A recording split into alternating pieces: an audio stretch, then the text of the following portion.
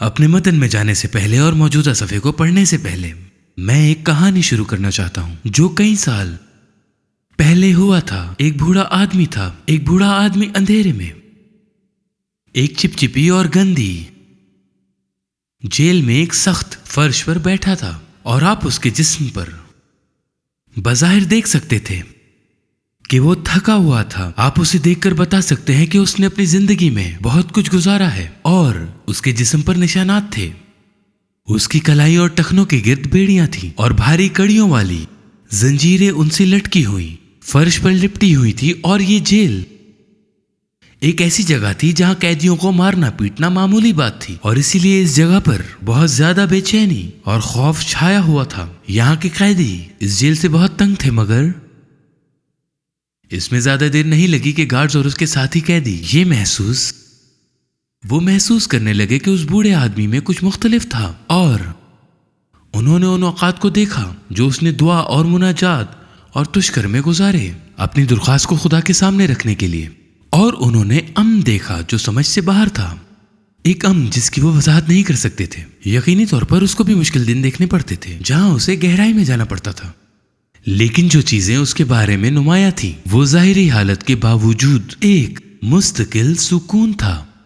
اسے وہ پریشانی نہیں تھی جو باقی لوگوں کو تھی، اور وہ ہر شخص کے ساتھ اپنا ایمان بانٹتا تھا۔ ہر وہ شخص جو اسے سنتا تھا، اس کا انجیلی بشارت کا انداز اپنی ذاتی گواہی کو استعمال کرنا تھا۔ وہ ہر اس شخص کو بتاتا تھا جو اسے سنتا تھا کہ یسوع نے اس کی زندگی میں کیا کیا تھا، اور کس طرح یسوع نے اسے گناہوں سے پاک کیا تھا، اور کس طرح وہ مسیح میں ایک نئی تخلیق تھا۔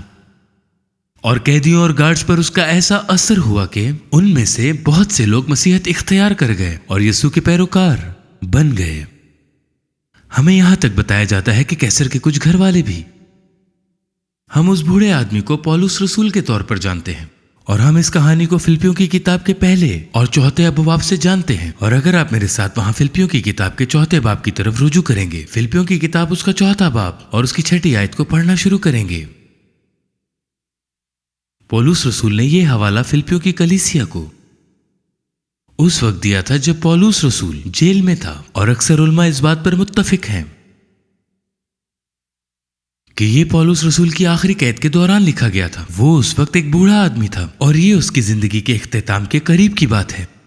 فلپیوں چوتھا باب اس کی 6 سے 7 آیت، کسی بات کی فکر نہ کرو، بلکہ ہر ایک بات میں تمہاری درخواستیں اور منتوں کے وسیلہ سے شکر گزاری کے ساتھ خدا کے سامنے پیش کی جائیں، تو خدا کا اطمینان جو سمجھ سے بالکل باہر ہے تمہارے دلوں اور خیالوں کو مسیح یسوع میں محفوظ رکھے گا۔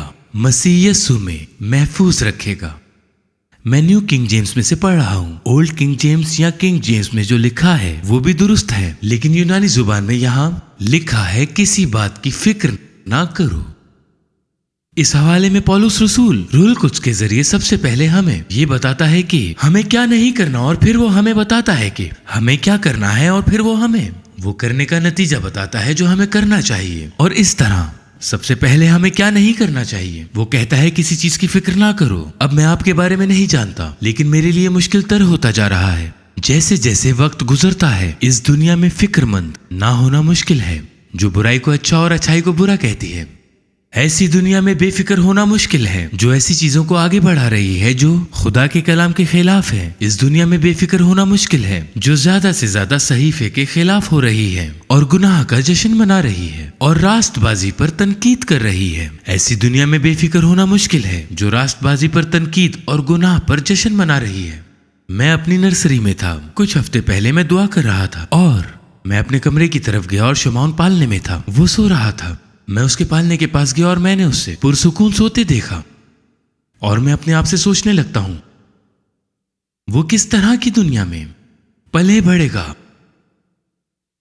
اگر خدا دیر کرتا ہے تو اسے کیا سامنا کرنا پڑے گا جس کا مجھے کبھی سامنا نہیں کرنا پڑا۔ اگر خدا شمعون ایک ایسی دنیا میں بڑا ہو رہا ہے جہاں مطالعہ ہمیں بتاتا ہے جہاں تقریباً 12 سے 14 سال کے بچے خوفناک آن لائن چیزوں کا سامنا کرتے ہیں، وہ ایک ایسی دنیا میں بڑا ہو رہا ہے جہاں سب سے بنیادی عام فہم چیزیں جو خدا نے مقرر کی ہیں اب روز بروز تبدیل ہو رہی ہیں۔ حال ہی میں व्हाइट हाउस से अमेरिकी कांग्रेस के सदारती बजट में माँ का लफ्ज निकाल कर उसकी जगह पैदाइश देने वाले शख्स का लफ्ज लगा दिया गया है। पैदाइश देने वाला शख्स शैतान जमीन पर इधर उधर चलता फिरता है और हर उस चीज को खाता जा रहा है जिसे खुदा ने मुकर्रर किया है, वो ऐसा कर रहा है। बाइबल माँ और बाप के लफ्ज से भरी हुई है और मुझे लगता है शैतान बाइबल को जानता है और वो सबसे बुनियादी आम फहम चीजों के खिलाफ जा रहा है और वो लोग जो तारीकी में डूबे हुए हैं उसे कबूल कर रहे हैं बहुत आसानी से। मैंने अपनी बीवी से कहा कि इस मई के मदर्स डे के मौके पर मैं उसे कार्ड लिखूंगा, आप बहुत अच्छी पैदाइश देने वाली शख्स हैं। पैदाइश देने वाले शख्स का दिन मुबारक हो। मैं नहीं जानता आप इस बारे में रोते हैं या हंसते हैं, लेकिन इस बारे में फिक्रमंद ना होना मुश्किल है। लेकिन पौलुस रसूल कहता है किसी बात की फिक्र ना करो, अपने इर्द गिर्द के हालात के बारे में फिक्रमंद ना हो। और वो कहता है कि किसी बात की फिक्र ना करो, मुस्तकबिल की फिक्र ना करो। यकीनन इसका मतलब ये नहीं है कि हमें इसके बारे में नहीं सोचना चाहिए और इसका मतलब ये भी नहीं कि हम आगाह ना हो या जो कुछ हो रहा है उस पर फिक्रमंद भी ना हो। इमसाल में लिखा है होशियार बला को देखकर छुप जाता है। लेकिन जो पौलुस कह रहा है वो ये है कि बुराई के खिलाफ लड़ने और सही के लिए लड़ने में फर्क होता है। पौलुस रसूल जो कह रहा है उस पर गौर करें। आगाह होने और फिक्रमंद होने में फर्क है। वो कहता है किसी बात की फिक्र ना करो और अपने माली मामलात के बारे में फिक्रमंद ना हो। यसु ने कहा मैं तुम्हारी देखभाल करूंगा जैसे एक चिड़िया की देखभाल करता हूँ। वो कहता है किसी बात की फिक्र ना करो, इसमें आपकी सेहत के मसाइल शामिल हैं। खुदा का इसमें एक मंसूबा और एक मकसद है। वो जानता है कि वो क्या कर रहा है। पौलुस रसूल के पास इन हालात में परेशान होने की हर मुमकिन वजह मौजूद थी। उसके जिस्म में एक कांटा था जो उसने खुदा से दूर करने को कहा था, लेकिन खुदा ने कहा मैं उसे निकालूंगा नहीं, लेकिन उसे बर्दाश्त करने के लिए मैं तुझे फजल दूंगा। वो जंजीरों में जकड़ा हुआ एक जेल में बैठा था, ममनुआ फांसी का इंतजार कर रहा था, लेकिन वो पुरसुकून था। ये मुश्किल था, लेकिन वो कहता है फिक्र ना करो। और फिर वो हमें 3 चीजें देता है, 3 चीजें जो हमें करनी है ताकि हम फिक्रमंद ना हो। सबसे पहले वो कहता है दुआ से। दुआ से बहुत सारे ईमानदार इस कदर बेचैनी से भरे हुए हैं और उसकी एक वजह यह है कि उनकी एक दुआ या जिंदगी नहीं है और वो खुदा से बात करने में वक्त नहीं गुजारते। और खुदा के साथ वक्त गुजारना ये एक छोटे बच्चे की तरह है जिसको कभी भी अपने वालिदैन के साथ बात करने या वक्त गुजारने को नहीं मिलता। उनके पास वो सुकून और वो तहफ़्फ़ुज़ नहीं है। वो परेशान और फिक्रमंद है। आप ऐसा छोटे बच्चे में देखेंगे। वो अपने पालने में रो रहे होते हैं कि माँ कहाँ है और डैडी कहाँ है, लेकिन जब उनकी माँ या बाप आते हैं वो सुकून पाते हैं। आसमानी बाप के साथ भी ऐसा ही है। जब हम बाप के साथ होते हैं हमें सुकून मिलता है और राहत मिलती है और इसके लिए हमें दुआ करनी चाहिए। पौलुस रसूल कहता है कि दुआ करनी चाहिए। दुआ करना खुदा के साथ वक्त गुजारना है। अब यकीनन ये सब के लिए एक जैसा नहीं है। कुकी कटर मसीहत जैसी कोई चीज नहीं है। ऐसी कोई चीज नहीं है। खुदा ईमानदारों को मुख्तलिफ इजारतों की तरफ बुलाता है और ये दुआ में भी शामिल है। दुआ में मुख्तलिफ दर्जात या दुआ की मिकदार अगर आप इमाल की किताब में देखते हैं, जहाँ रसूलों को अपनी बहुत सी खिदमात डीकनों को देने के लिए रूह की तरफ से रहनुमाई की जाती है ताकि वो ज्यादा से ज्यादा वक्त दुआ में और खुदा के कलाम के मुताला में गुजार सके।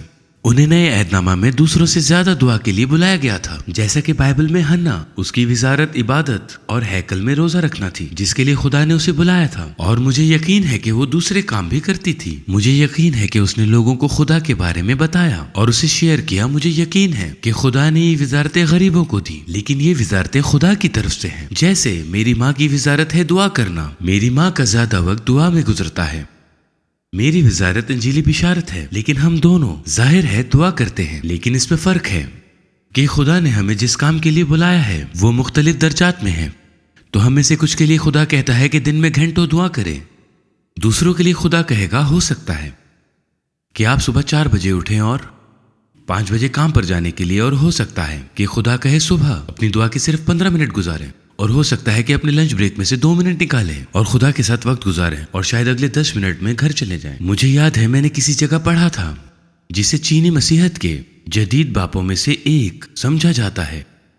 जब मैं उन्हें पढ़ता हूं तो उनकी तहरीरों में मैं देखता हूं वो गिरजाघरों के लीडरों से कहता है एक नए मजहब तब्दील करने वाले को सबसे पहले आप उसकी हौसला अफजाई करें कि वो अपने बिस्तर को छोड़कर दुआ करने के लिए जल्दी उठें और खुद को तैयार करें, सुबह सवेरे दुआ में अपना वक्त गुजारें। और मैंने चीन में ईमानदारों के बारे में पढ़ा है कि वो दिन में घंटों दुआ में वो अपना वक्त गुजारते हैं, लेकिन उसने लिखा कि ये घंटों से शुरू नहीं हुआ था बल्कि मिनटों से शुरू हुआ था। वो कहता है कि ये वर्जिश करने की तरह है, आप थोड़ा वक्त देते हैं और खुदा फिर आपको आपकी जिंदगी के हालात के बुनियाद पर ज्यादा से ज्यादा आपको दुआ के लिए बुलाता है। हम सबको मुख्तलिफ वक्तों के लिए बुलाया जाता है, लेकिन हम सबको नज़्म व ज़ब्त से भरपूर इबादत गुजार जिंदगी के लिए बुलाया जाता है।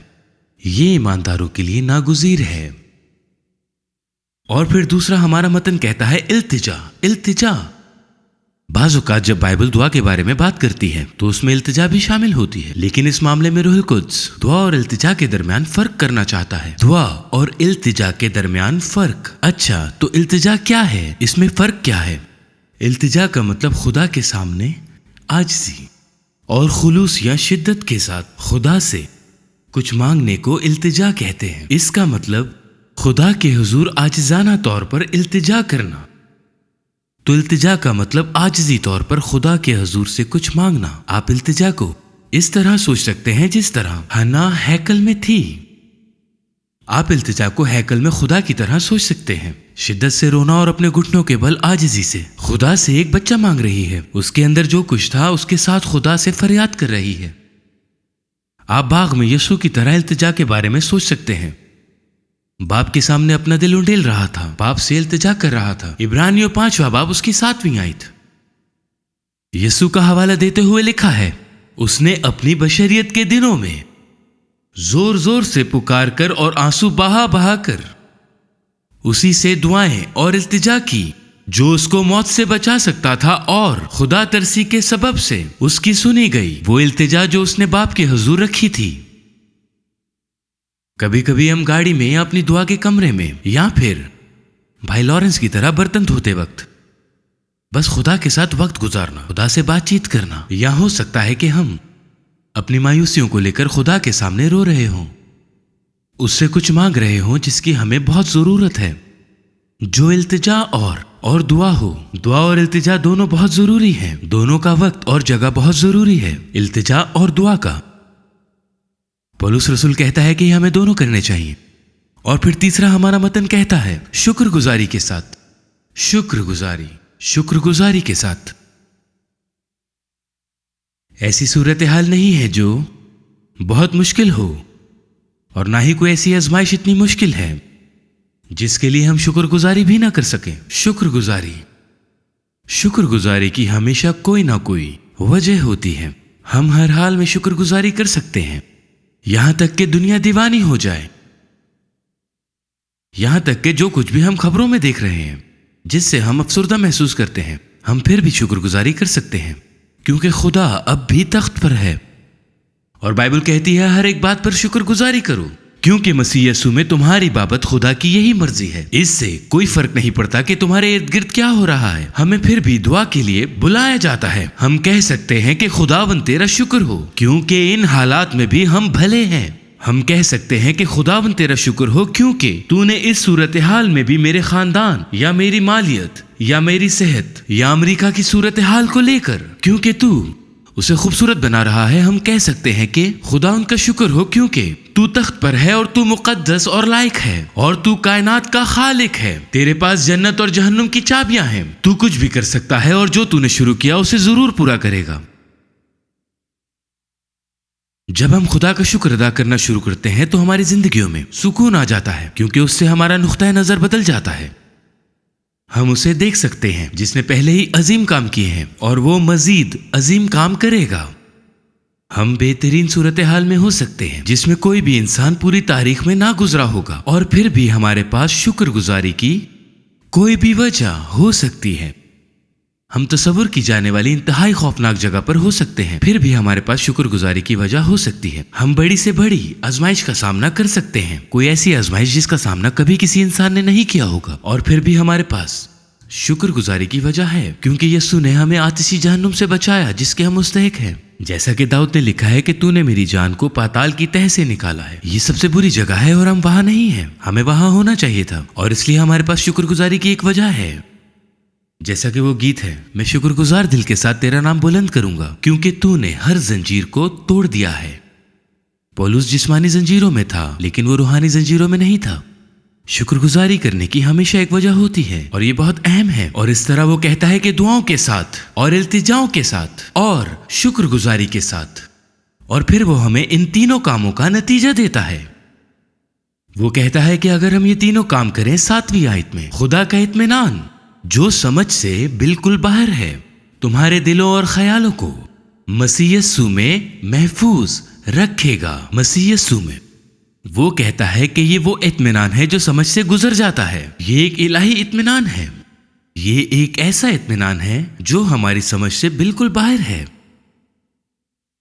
वो जिस इत्मीनान की यहां बात कर रहा है वो जंग या तनाज़े से इत्मीनान नहीं आता, बल्कि वो इत्मीनान जो हमारी रूह को सुकून देता है, एक मुस्बत कामिल इत्मीनान जो हमारी जिंदगी के हर पहलू को मुतासिर करता है, क्योंकि ये एक ऐसा इत्मीनान है जो हमारे आसपास के वाकयात और हालात का शिकार नहीं होता। ये बहाने और मनफी ख्यालात को तबाह कर रहा है। ये ताकतवर है, ये मौफूक अल फितरत है। ये इलाही इत्मीनान है जो समझ से गुजर जाता है।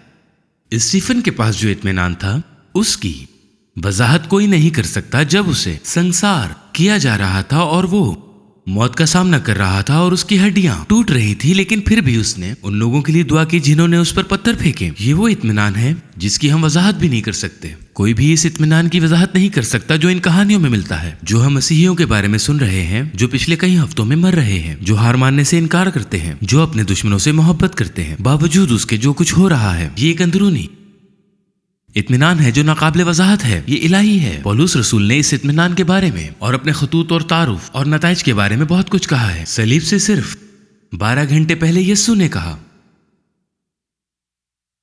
कहा मैं अपना इत्मीनान तुम्हें देता हूं।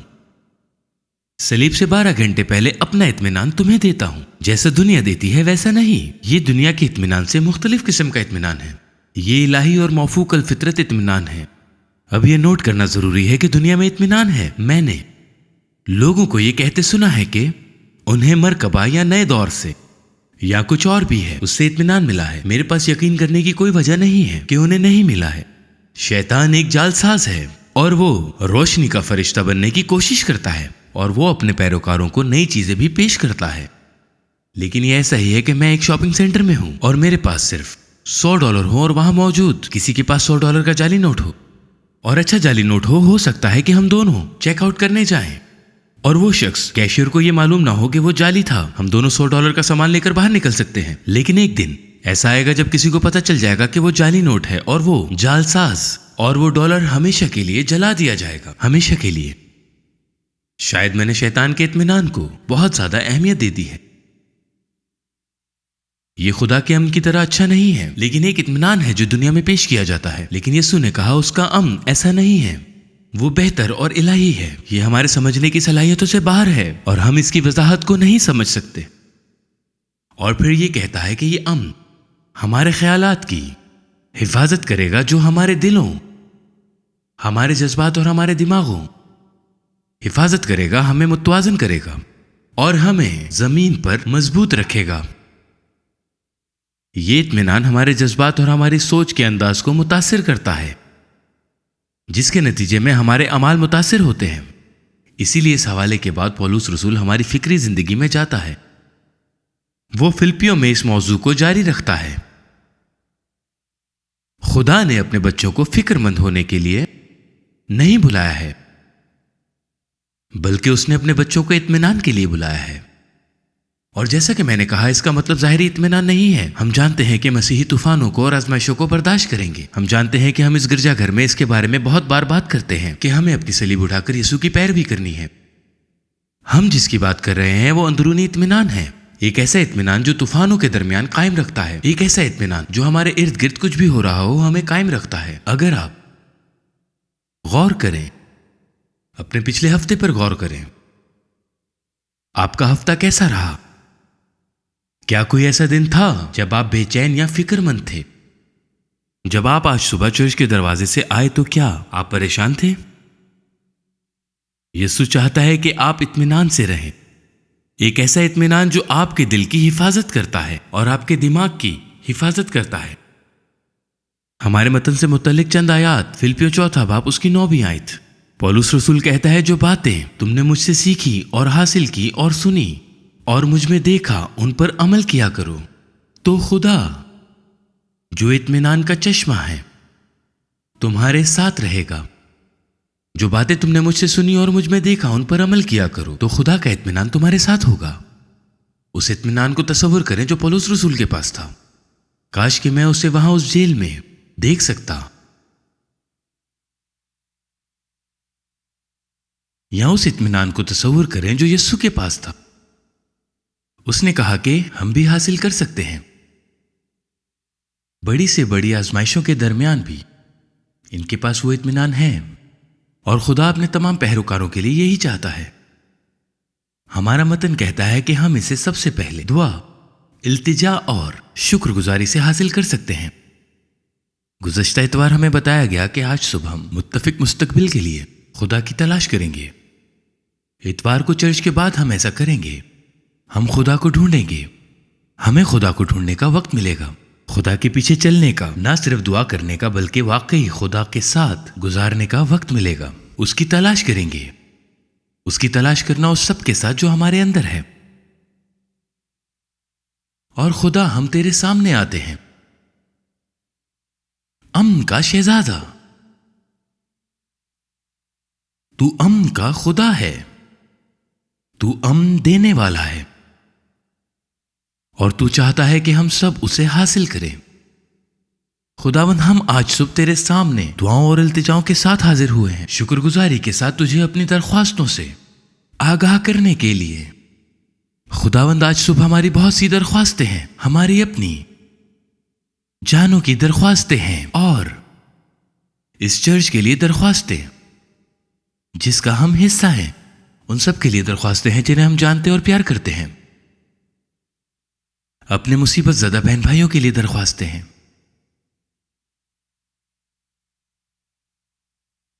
ہم تیرے سامنے دعا کرنے آتے ہیں، تیرا چہرہ ڈھونڈتے ہیں،